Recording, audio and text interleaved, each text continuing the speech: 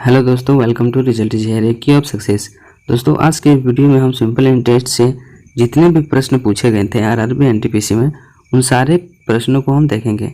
साथ ही साथ दोस्तों कुछ कॉन्सेप्ट्स को भी पढ़ेंगे। उससे पहले दोस्तों आप लोग से रिक्वेस्ट है कि आप लोगों ने अभी तक हमारे पार्ट 1 और पार्ट 2 वाली वीडियो नहीं देखे होंगे तो कृपया जाके देख लें। पार्ट 1 में दोस्तों हम फुल कॉन्सेप्ट को समझाए हैं और पार्ट 2 में हम ऑल टाइप जितने भी टाइप हो सकते थे सिंपल इंटरेस्ट के, उन सारे टाइप्स को डिस्कस किए हैं। इसमें दोस्तों कुछ टाइप्स छूट गया था, जैसे कि किस्त वाली प्रश्नों को, इसमें उन प्रश्नों को हम देखेंगे। तो आइए शुरू करते हैं। देखिए, इस तरह का प्रश्न आपसे पूछा जाता है। प्रश्न है हमारा, यदि 4 वर्ष बाद देय राशि 848 रुपये के ऋण को बराबर वार्षिक किस्तों में चुकाना है, यदि ब्याज की दर 4% वार्षिक हो तो प्रत्येक किस्त कितने रुपये की होगी, यह हमें निकालना है। इसमें दोस्तों हमें मानना होता है कि पहला किस्त जो है हम 100 रुपये का दे रहे हैं। ओके, हमें मानना होता है लेट फर्स्ट इंस्टॉलमेंट जो है वो कितने का है, 100 रुपीज़ का है। क्लियर है, यानी कि पहला किस्त। ठीक है, उसी प्रकार हमारा दूसरा किस्त कितना होगा। अगर हमारा किस्त हम 100 रुपया का दे रहे हैं और 4% का रेट से हमारा बढ़ रहा है तो दूसरा साल हमें 104 रुपया देना होगा, क्योंकि 100 का 4% 4 रुपया होता है। क्लियर है। उसी प्रकार थर्ड इंस्टॉलमेंट जो है हमारा दोस्तों 108 रुपया देना होगा और फोर्थ जो है हमारा वह 112 रुपया देना होगा। यहाँ तक क्लियर है। देखिए, अब हम 4 साल में टोटल रुपया कितना दे रहे हैं, 8 4 12 और 2 14 के 4, 1 और 1 2, 1 2 3 4। ओके, यानी 424 रुपया हम 4 साल में हमसे दे रहे हैं। लेकिन हमारा प्रश्न है कि टोटल हम कितना दे रहे हैं, 848 रुपया दे रहे हैं। अगर हम 848 रुपया दे रहे हैं तो यह हमें कितना गुना दे रहे हैं, हम 2 गुना ज़्यादा दे रहे हैं। ओके, यहाँ पे हम अगर 100 रुपया का इंस्टॉलमेंट देते हैं तो हम 424 रुपये टोटल दे रहे हैं, लेकिन टोटल का वैल्यू हमारा 848 है। तो कितना गुना है, 2 गुना है। तो यह जो इंस्टॉलमेंट हमारा हो जाएगा यह भी हमारा 2 गुना हो जाएगा, यानी कि 200 जो है हमारा आंसर हो जाएगा। यानी 100 का किस्त ना दे के हमें 200 का किस्त देना होगा, तब हम 848 रुपया को 4 किस्तों में हम उसे चुका पाएंगे। ठीक है, चलिए नेक्स्ट प्रश्न हमारा इसी कॉन्सेप्ट पे बेस्ड हमारा दूसरा प्रश्न है। ओके, इसमें हमारा है कि यदि 5 वर्ष बाद देय रुपया कितना है, 4800 के ऋण को बराबर किस्तों में चुकानी है, यदि ब्याज की दर 10% वार्षिक हो तो प्रत्येक किस्त की संख्या हमें निकालना है। ओके, यानी कि प्रत्येक किस्त कितने रुपये की होगी वो हमें निकालना है। तो हम मानते हैं, ठीक है, लेट फर्स्ट इंस्टॉलमेंट यानी कि किस्त जो है वह अगर हम 100 रुपया के हम देते हैं, ठीक है, और हमारा 10% के रेट से बढ़ रहा है, तो हमारा सेकेंड इंस्टॉलमेंट जो है हो जाएगा 110। 10 का 100 का 10% 10 होगा। ओके, उसी प्रकार का थर्ड इंस्टॉलमेंट हमारा हो जाएगा कितने का, 120। फोर्थ हो जाएगा 130 और फिफ्थ हो जाएगा हमारा 140। ओके, 5 साल में हमें देना है तो 5 किस्त हमें देना है, तो हो गया इतना। अब इसको हम जोड़ते हैं, 3 3 6 और 4 10 के 0, अंत में 1 2 3 4 5 और 1 6, यानी कि यहाँ पे हमारा आंसर आ रहा है 600। आंसर नहीं, मतलब जो किस्त हमें टोटल अमाउंट आ रहा है 600 आ रहा है। क्लियर है, लेकिन हमारा टोटल जो अमाउंट है कितना दिया है, हमारा दिया है 4800। क्लियर है, तो ये देखिए, अब देखिए कितना गुना है, यह हमारा 8 गुना है। तो जो हमारा किस्त है 100 रुपया ना होगा, यह भी हमारा 8 गुना हो जाएगा, यानी कि 800 का किस्त हमें चुकाना होगा। ओके, तो देखिए यहाँ पे ऑप्शन में कुछ गड़बड़ है, तो हमारा जो आंसर है वो 800 हो जाएगा। क्लियर है, चलिए अगले प्रश्न की ओर बढ़ते हैं। अगला प्रश्न है, यह हमारा यहाँ पे दूसरा टाइप है, हमारा टाइप यहाँ पे हमारा चेंज है, और इस तरह के प्रश्न हमेशा एग्जाम में आप लोग को देखा जाएगा। ओके, देखिए यहाँ पे हमारा कुछ अमाउंट है 2189 रुपया है, और इसे 3 भागों में इस प्रकार बांटा गया है कि इसके ब्याज क्रमशः 1 साल 2 साल और 3 साल में समान होता है। ओके, यहाँ पे याद रखने वाली यही बात है कि जो हमारा ब्याज है वह समान होता है। ठीक है, यदि प्रत्येक दशा में ब्याज की दर हमारा 4% प्रति वर्ष वार्षिक हो। हमारा ब्याज की दर हमारा 4% है हर केस में, 1 साल के लिए भी, 2 साल के लिए भी और 3 साल के लिए भी। अब हमसे सबसे कम धन पूछा गया है। तो देखिए एक टाइप इस तरह का एक और टाइप था जिसमें हमारा 2 भागों में हम उसको डिवाइड करते थे और उसमें हमारा ब्याज सेम मिलता था। तो उस तरह के प्रश्न में हमारा क्या, अगर हमारा इंटरेस्ट अगर हमारा 10%, 40% होता था और 50% होता था तो इसे क्रॉस कर देते थे तो हमारा क्या आता था, प्रिंसिपल आ जाता था। लेकिन यहाँ पे हमारा कितना है, 3 भागों में डिवाइड है तो आप क्रॉस करके नहीं कर सकते हैं। तो इसके लिए देखिए एक आसान सा तरीका है, आपको करना क्या है, कोई भी देखिए 3 भागों में हम डिवाइड कर रहे हैं तो हमारा अमाउंट क्या हो जाएगा, पहला P1, P2 और P3, 3 भागों में डिवाइड कर लिए, ठीक है। अब हमारा इंटरेस्ट कितना मिल रहा है, इंटरेस्ट क्या होता है R/T परसेंटेज के फॉर्म में। तो 1 साल के लिए 4%, यानी कि 4% मिला ब्याज। अब दूसरा भाग में हमें कितना मिलेगा, 2 साल के लिए 4%, यानी कि 8%।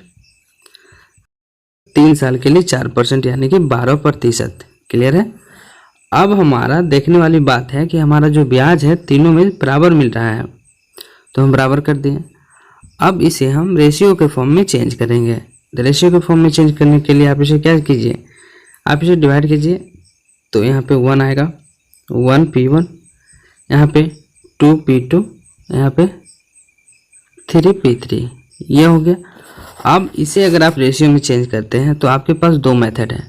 पहला आप तीनों का एलसीएम लेंगे तो कितना आता है 6, 1 से 6 को डिवाइड देंगे 6 आएगा, 2 को 6 से डिवाइड देंगे 3 आएगा और 3 को 6 से डिवाइड देंगे तो 2 आएगा। ये हो गया हमारा रेशियो, ठीक है, पहला तरीका। और दूसरा मेथड होता है कि आप इसे ढकिए, बाकी जो बची संख्या को गुना कीजिए और यहाँ पे लिखिए।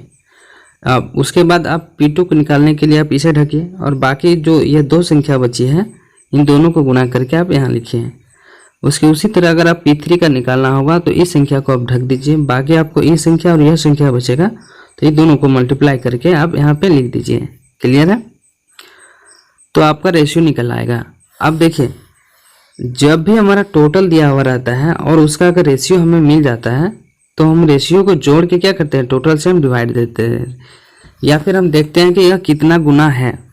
तो टोटल अमाउंट जो हमारा 2186 है और ये हमारा 6, 3, 9 और 2 11, 11 से इसे हम डिवाइड करते हैं तो कितना आता है हमारा, पहला हमारा 1 बार में जाएगा और यहाँ पे 108 बचेगा, 108 बचेगा तो 9 बार में जाएगा 99, ओके 9 बचेगा। फिर देखिए यहाँ पे 9 है, सॉरी यहाँ पे 9 है, ठीक है।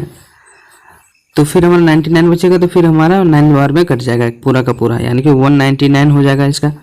एक तरह से देखें तो यह हमारा कितना 199 का मल्टीपल है, ठीक है। तो यह जो हमारा यहाँ पे आता है उसे आप मल्टीप्लाई कर दीजिए तो आपका आंसर आ जाता है। जैसे कि आपसे पूछा गया है सबसे कम धन, तो सबसे कम आप रेशियो में देखें तो 2 है, ठीक है। 2 से इसे मल्टीप्लाई करेंगे तो कितना आएगा हमारा, 9 दूनी 18 का 8, 7 में 1, 9 दूनी 18 और 1 19, 2 और 1 3, यानी कि हमारा 399 जो है वो हमारा आ रहा है सबसे कम धन, यानी कि 398 रुपया। हम P3 का वैल्यू 398 रुपया आ जाएगा, यानी कि सबसे कम धन हम 398 रुपया हम कितने 12% के रेट पे लगाए थे। ओके क्लियर है।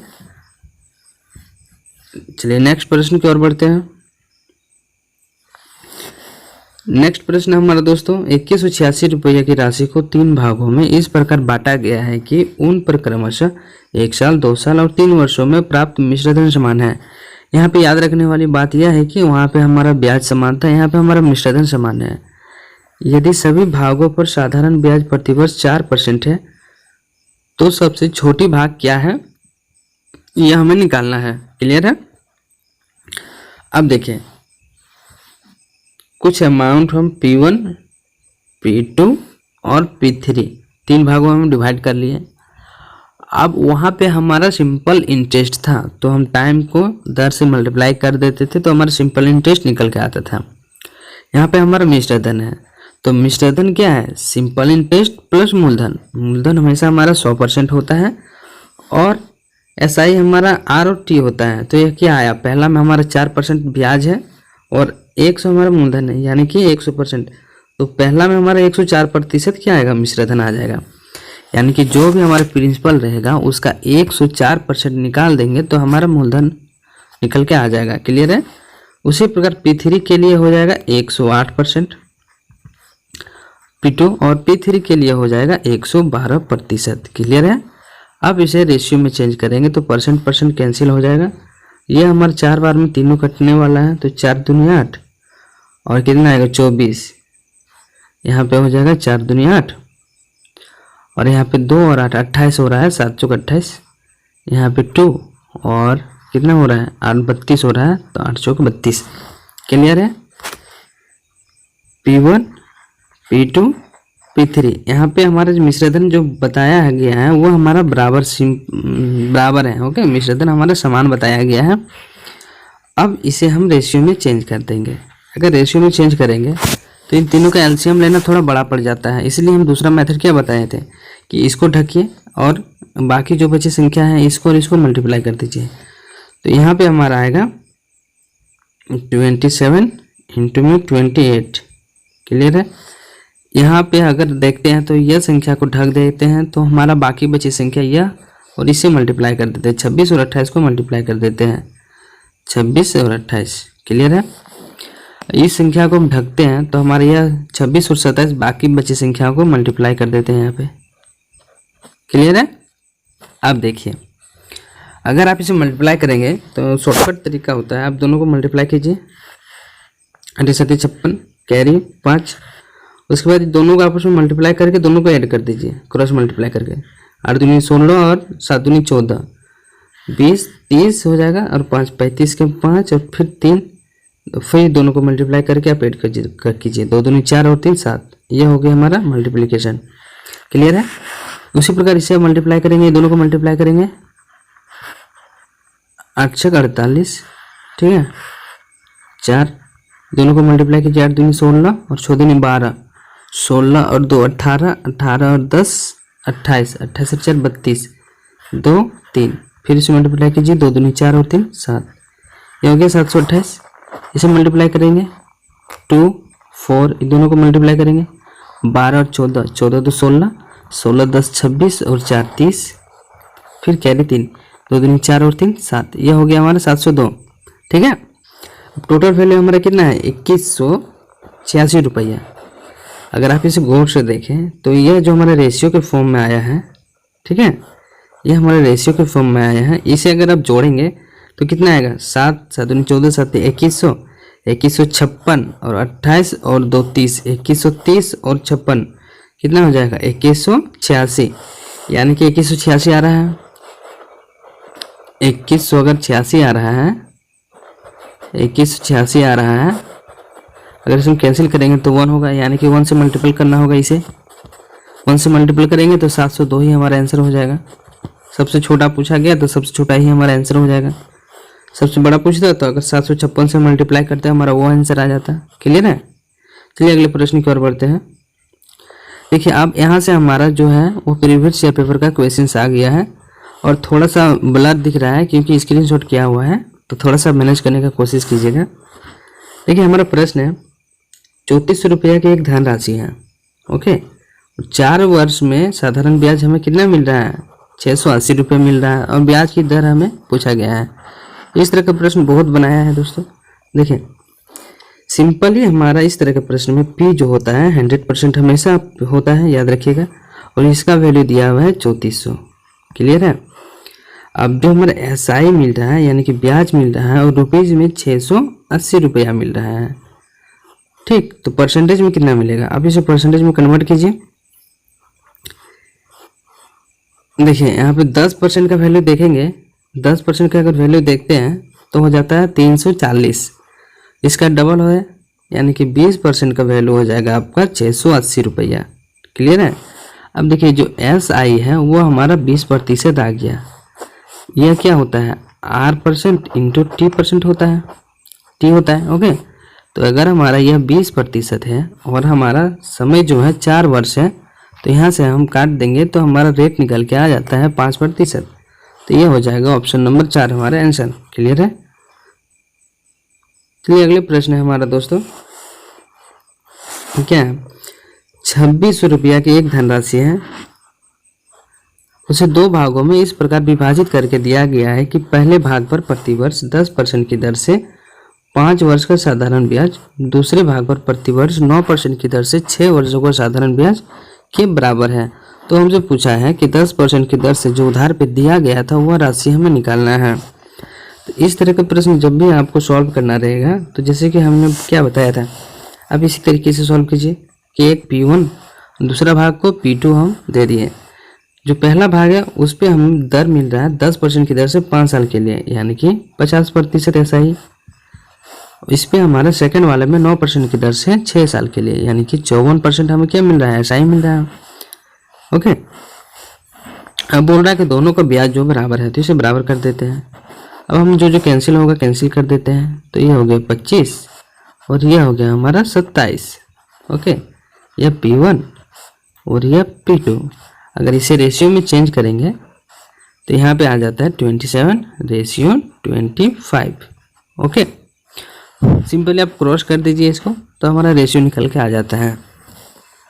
अब हमारा टोटल वैल्यू दिया हुआ है, वो दिया हुआ है 2600। क्लियर है? अब यहाँ रेशियो में हमारा आ गया 27 और 25, दोनों का अगर जोड़ेंगे 7 5 12, तो 2 4 और 1 5, 52 आ रहा है। इसे अगर आप कैंसिल करेंगे तो हमारा आता है 50। ओके, 50 बार में पूरा पूरा कैंसिल हो जाएगा। अब हमसे पूछा गया है कि 10% की दर से कितनी राशि हमें, 10% की दर से, तो यह हमारा जो है 10% की दर से इसे हम दिए थे P1 में, तो यह हमारा आंसर निकल के आएगा 50 से इसे मल्टीप्लाई कीजिए, 7 5 35, 5 दूना 10 और 3 13। यह हमारा आ गया आंसर, यानी कि ऑप्शन नंबर 2। अगर आपसे 9% वाले रेट दूसरा हमारा पूछा जाता तो हमारे 25 से मल्टीप्लाई कर देते। ओके, तो हमारा आ जाता 1250। क्लियर है? चलिए अगले प्रश्न की ओर बढ़ते हैं। एक राशि है 12,400 की धनराशि है, निश्चित साधारण ब्याज की दर से 3 साल में बढ़कर इतना हो जाता है। अब हमारा यहाँ पे अमाउंट और प्रिंसिपल दिया हुआ है, टाइम दिया हुआ है और रेट पूछा गया है। तो हमें कुछ नहीं करना है, जैसे कि हमने बताया है P1 हमेशा 100% होता है। क्लियर है? इसका वैल्यू दिया हुआ है कितना, 12,400। क्लियर है? जो अमाउंट होता है हमारा वो कितना होता है, दिया हुआ है हमारा 14632। क्लियर है? अब देखिए अगर हम यहाँ से SI निकालते हैं तो हमारा SI कितना निकल के आएगा, 12,400 से 14,600 हो रहा है। क्लियर है? तो कितना बढ़ रहा है, 2,232 रुपया बढ़ रहा है। तो SI में कितना होगा, SI रुपीज़ में इतना है, तो परसेंटेज में कितना होगा। आप इसे क्रॉस मल्टीपल करके भी निकाल सकते हैं, तो आपको इजीली पड़ेगा। अगर इसे क्रॉस मल्टीप्लिकेशन कीजिएगा, ठीक है, अगर मानते हैं यहाँ पे, तो ये दोनों मल्टीपल होगा 2 2 3 2 इंटू 100 डिवाइडेड में हो जाएगा 12400। ये 0 0 कैंसिल हो गया। इसे 2 बार में देंगे 1 1 और ये 16 दूना 32 और ये कैंसिल हो जाएगा 6 और 2 62, 1116/62। ये कितने बार में कैंसिल होगा, फिर से 2 बार में दीजिए आप, 2 5 10 1 0, 2 5 10 1 0, 2 8 16 और ये हमारा 3 1 आ गया। या अब देखिए इसे आप कैंसिल कीजिए कितने बार में, 1 बार में देंगे तो 4 बचेगा और यहाँ पे 2 बचेगा, यहाँ पे 8 बचेगा। अब कितने बार में जाएगा, 8 बार में, यानी कि 18 हमारा निकल के आ रहा है। ओके, यानी कि जो यहाँ पे हमारा 18% है, 18% का वैल्यू कितना आएगा, इतना आएगा। अब देखिए ऐसा ही हमारा 18% आ गया, ऐसा ही हमारा 18% आ गया और हमारा जो टाइम दिया हुआ है वो कितना दिया है, 3 साल दिया है। तो रेट हमारा कितना आएगा, 6% निकल के आएगा। क्लियर है? चलिए अगला प्रश्न हमारा साधारण ब्याज 6% की दर है और निवेशित किया गया अपने मूल्य के 50% की वृद्धि हो रहा है, तो इसमें कितना समय लगेगा। यानी कि सिंपल सा प्रश्न है कि कोई भी एक अमाउंट है उसमें 50% का वृद्धि हो रहा है 6% की दर से और हमसे टाइम पूछा गया है। तो आप सिंपली समझिए कि जो प्रिंसिपल है, अगर मान लेते हैं कि जो प्रिंसिपल है 100 रुपया है, इसमें 50% की वृद्धि हो रहा है यानी कि यह 150 रुपया हो गया। क्लियर है? तो देखिए जो SI है यानी 50 रुपया का वृद्धि हुआ है तो इंटरेस्ट जो है 50 रुपया हो जाएगा। अगर इसे परसेंट में देखें तो P हमारा 100% हमेशा होता है, तो 100% यानी कि 100% का वैल्यू 100 दिया हुआ है तो सिंपल से 50% का वैल्यू 50 हो जाएगा। यानी कि SI अगर देखेंगे परसेंटेज में तो 50% ही रहेगी हमारा। क्लियर है? अब हमारा जो टाइम दे दिया है, सॉरी दर है हमारा 6%, तो दर से डिवाइड कर देंगे SI को तो हमारा क्या निकल के आता है, टाइम निकल के आता है। तो 25/3 आ गया हमारा। देखिए ऑप्शन नंबर C हमारा यही है, 24 और 25/3 यही होगा। ठीक है, तो इतना ईयर जो है हमारा आंसर हो जाएगा। क्लियर है? आप सिंपली समझिए कि 50% का वृद्धि हो रहा है यानी कि सिंपली आप SI को 50% लिख सकते हैं। और अब हमारा टाइम दर है 6 साल, इसे डिवाइड कर दीजिए, आंसर निकल के आ जाएगा। छोटा सा प्रश्न। इस तरह का प्रश्न हमेशा एग्जाम में देखा गया है कि कभी कभी हमें दिन का पूछ देता है, कभी कभी हमें महीना का पूछेगा। ओके, कुछ भी पूछ सकता है। तो इस तरह के प्रश्न में आप पहले 1 साल का निकालिएगा, उसके बाद दिन का या महीना का जो भी पूछेगा आप निकाल दीजिएगा। यहाँ पे जो प्रिंसिपल है हमारा 7300 है, 73,000 है। क्लियर है? अगर आप इसका कितना परसेंट, इतना परसेंट निकालेंगे तो 1 साल का वैल्यू निकल के आ जाता है 33 40 और 1 40/3। इतना परसेंटेज आप इसको निकालिए। तो परसेंटेज में निकालने के लिए परसेंट को हटाते हैं, 100 से डिवाइड हो जाएगा। अब यह हमारा कैंसिल हो जाएगा। देखिए आप साथ ही कैलकुलेशन कर सकते हैं। ये मानते हैं कि इसका वैल्यू हमारा कितना, इतना आया इंटू 40/3। यह आया हमारा एक साल के लिए यानी कि 12 महीना के लिए। ठीक है, अब 10 महीना के लिए निकालते हैं हम इसको। तो 10 महीना के लिए निकालने के लिए 10/12 हो जाएगा। क्लियर है? यहाँ पे देखिए अगर 12 मंथ में हमें 730 इंटू 4/3 इतना रुपये मिल रहा है, तो एक मंथ में कितना मिलेगा, 12 यहाँ डिवाइड हो जाएगा। अब 10 मंथ में कितना मिलेगा, 10 से मल्टीप्लाई हो जाएगा। तो हमारा इक्वेशन सेम आ रहा है ना, तो यही हम किए हैं यहाँ पे। ठीक है, अब इसे डिवाइड देते हैं, 4 बार में देंगे तो 10 और 4 3 12 यानी कि कितना है हमारा 7 3 1 2 3 0 1 2 3 0 और 9। अब इसे कैंसिल कीजिए, 9 72 8 बार में जाएगा और 1 0 यानी कि 10 बचेगा, 1 बार में जाएगा 9 1 9, फिर यहाँ 10 बचेगा, फिर 1 बार में जाएगा, फिर 10 बचेगा, फिर 1 बार में जाएगा। मतलब अप्रोक्स में मतलब इसका वैल्यू जो हमारा इतना आ रहा है 811। ओके, तो ये हमारा आंसर हो जाएगा ऑप्शन नंबर 2।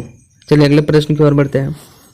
अगला प्रश्न है, रमेश शर्मा 5% की वार्षिक ब्याज की दर पर 3 वर्ष के लिए 8,000 उधार लेता है। ठीक है, और वह इसे मनोहर को 3 वर्ष के लिए 7% वार्षिक ब्याज की दर पर उधार दे देता है, तो उसका लाभ ज्ञात कीजिए। देखिए कोई एक होशियार बंदा है जो 5% की दर से लिया 3 साल के लिए और 3 साल के लिए वह 7% की दर से उधार पे लगा दिया। जैसे कि कोई आपसे लिए, आप किसी से लिए 5% की दर से, यानी कि जो इंटरेस्ट आप उसे देंगे, अगर इसे 1 साल में देखें तो 15% का इंटरेस्ट आप उसे दे रहे हैं और आप वही अमाउंट किसी को 7% की दर से 3 साल के लिए लगा दिए, यानी कि 21% आप किसी और से कमा रहे हैं। तो आप कितना कमा रहे हैं, 6% आप उसे कमा रहे हैं ना। ठीक है, अब देखिए प्रिंसिपल हमारा हमेशा 100% होता है, तो प्रिंसिपल सब के लिए सेम हो, प्रिंसिपल 100% होता है और इसका वैल्यू जो है दिया हुआ है कितना, 8,000। क्लियर है? अब देखिए अगर 100% का वैल्यू कितना है, 8,000 है, तो 6% का वैल्यू क्या है, निकाल दीजिए, आपका आंसर आ जाएगा। 2 0 2 कैंसिल हो जाएगा, तो 1% का वैल्यू 80 रुपया, तो 6% का वैल्यू हो जाएगा 80 इंटू 6 8 48 यानी कि 480 रुपया हमारा आंसर निकल के आता है ऑप्शन नंबर 3। क्लियर है? चलिए अगले प्रश्न की ओर बढ़ते हैं। 1,000 की एक धनराशि एक निश्चित साधारण ब्याज की दर पर 2 वर्ष में बढ़कर इतना हो जाता है, यानी कि प्रिंसिपल है यह अमाउंट हो जाता है, मिश्रधन हो जाता है। यदि ब्याज की दर में 4% की वृद्धि किया जाता है तो मूल धनराशि कितनी हो जाएगी।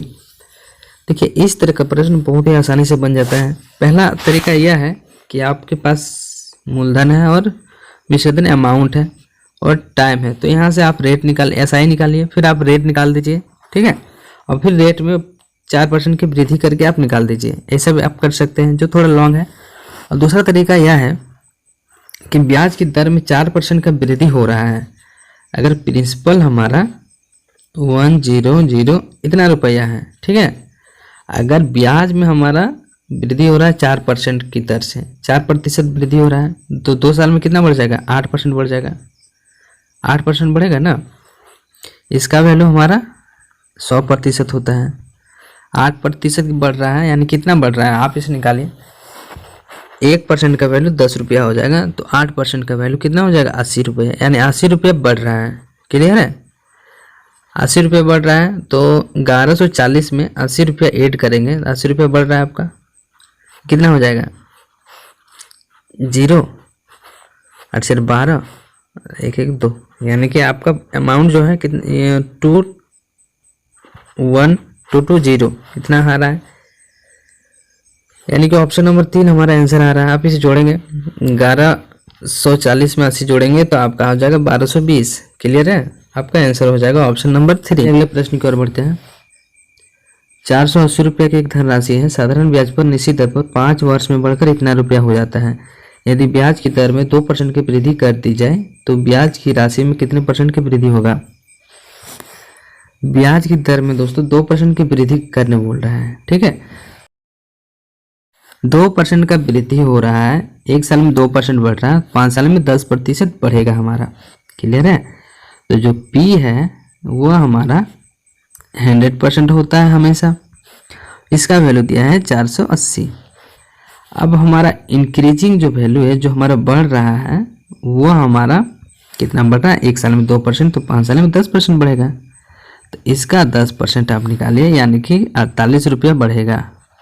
क्लियर है, बस इतना छोटा सा आपको काम करना था कि दर में अगर 2% का वृद्धि हो रहा है 1 साल में, तो 5 साल में 10% का वृद्धि हो जा रहा है।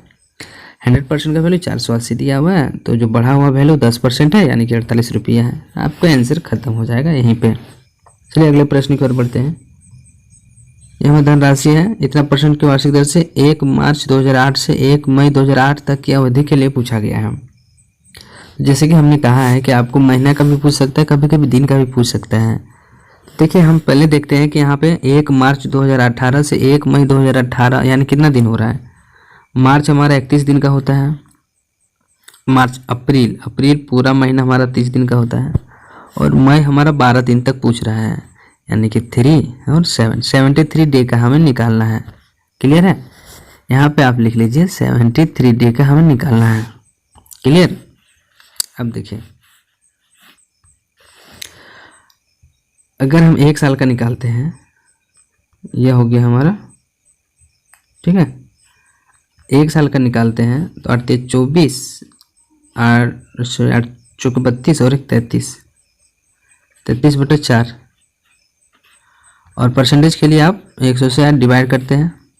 अब यह हमारा 1 साल के लिए निकल जाएगा, ठीक है। अब देखिए इसके आप कैंसिल करेंगे तो हमारा कितना निकल के आएगा, 1 साल का निकल के आएगा।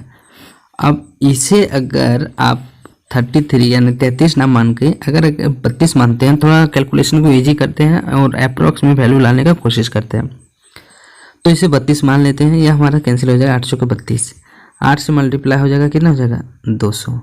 ओके, 25 8 200, 200 रुपया मिल रहा है हमें 365 दिन में, यानी कि 365 दिन में हमें 200 रुपया मिल रहा है। तो 73 डेज में कितना मिलेगा, तो आप इसे मल्टीप्लाई कीजिए 365 दिन का, और सॉरी क्रॉस मल्टीप्लाई का कीजिए 73 डे और 365 से आप इसे डिवाइड कर देते हैं, तो हमारा 73 दिन का आंसर निकल के आता है। तो कितना आएगा देखिए, इसे आप डिवाइड करते 5 से, 5 आते 35, इसे डिवाइड करेंगे 500 तो कितना आया, 25 ही आया हमारा, सॉरी 5 4 20, 40 आया हमारा। ये हमारा कैंसिल हो जाएगा, तो हमारा 40 यहाँ पे हमारे अप्रोक्स वैल्यू आ रहा है निकल के। ऑप्शन नंबर ए हो जाएगा हमारा। 41 समथिंग दिया हुआ है क्योंकि यहाँ 33 था, हम 32 लिए थे इसीलिए। क्लियर है। नेक्स्ट प्रश्न है, साधारण ब्याज की कोई राशि 10 वर्षों में स्वयं के दोगुनी हो जाती है, किस दर पर? रेट हमसे पूछा गया है। अब बोल रहा है कि 100 मान लेते हैं, 100 रुपया है, यह हमारा 200 रुपया हो रहा है 10 साल में। Okay clear. तो देखते हैं एसआई हमारा कितना बढ़ रहा है, 100 रुपया बढ़ रहा है। अगर ये 100% का वैल्यू 100 है तो 100 रुपया का वैल्यू 100 नहीं होगा, यानी कि एसआई को अगर 100 में देखेंगे परसेंटेज में तो 100% बढ़ रहा है। 100 से 200 हो रहा है तो 100% बढ़ रहा है ना। और टाइम हमारा 10 साल। ठीक है, तो इसे अगर डिवाइड करेंगे तो कितना आता है हमारा, 10% हमारा रेट आता है। Option number 3, 4। ठीक है, क्लियर है। अगला जो प्रश्न हमारा बहुत ही मजेदार प्रश्न है। जैसे कि आप देख रहे हैं, किसी धन राशि को 4 वर्ष के लिए इतना % वार्षिक दर पे साधारण ब्याज पर निवेश किया गया। अब बोल रहा है कंडीशन दिया है, यदि निवेश 5 वर्षों के लिए होता, यहाँ 4 वर्ष के लिए है, अगर बोलता है कि 5 वर्षों के लिए अगर होता तो अर्जित लाभ इतना रुपया अधिक मिलता।